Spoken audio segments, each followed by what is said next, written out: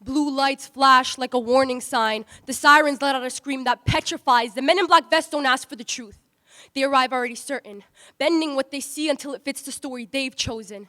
Innocent hands trembling in the air, not from guilt, but fear, with one question arising: is this enough to let me live?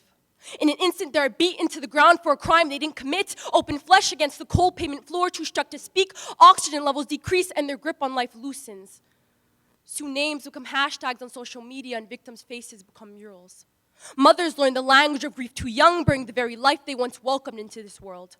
Fathers swallow down rage with glasses of booze and fists carved into the wall. Siblings have trouble accepting that their other half is beneath the grounds they walk, and the system labels it as an accident and moves on, disposing of their bodies like expired condiments. While families are left with the torment of such a tragic loss, they say justice takes time. But is timing erasing the victim and concealing the truth it was meant to defend? Does timing justifying the murder because they happen to wear a silver badge? She didn't mean to, yet his motives were clear from start to finish. If time brings a justice, I would rather stop the clock. Stagnant, frozen in place, not even a budge. Perhaps in that stillness, I'd feel more secure. Because who do you turn to when injustice comes from the ones pledged to protect? When the ones who took an oath to shield others become the biggest threat? When the ones who cross out innocence, underline terror, and declare death the verdict are the ones holding the gun? This is a reality we can't outrun. So instead of fleeing, we protest. Form riots and hold up signs along the lines of stop police brutality. You think those in power misread as if stop becomes proceed because they turn not towards peace but towards destruction and the outcome fatality. Those shaken are left speechless with the same abrupt ending.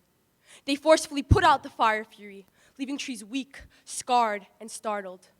But their roots are still intact and their morals ever so clear, leaving a burning question unable to be extinguished. If justice never comes, what then are we waiting for? Hope can only stretch so far, and dread will eventually sever the cord. Lingering memories of batons and rifles is engraved in them, and fear closes in, leaving them compressed within a room of terror. So when another child of color is peacefully walking down the streets and sees blaring lights, their hearts will skip a beat. Out of instinct, they'll raise their hand to the air and think to themselves, is this enough to let me live? And chances are it isn't. Thank you.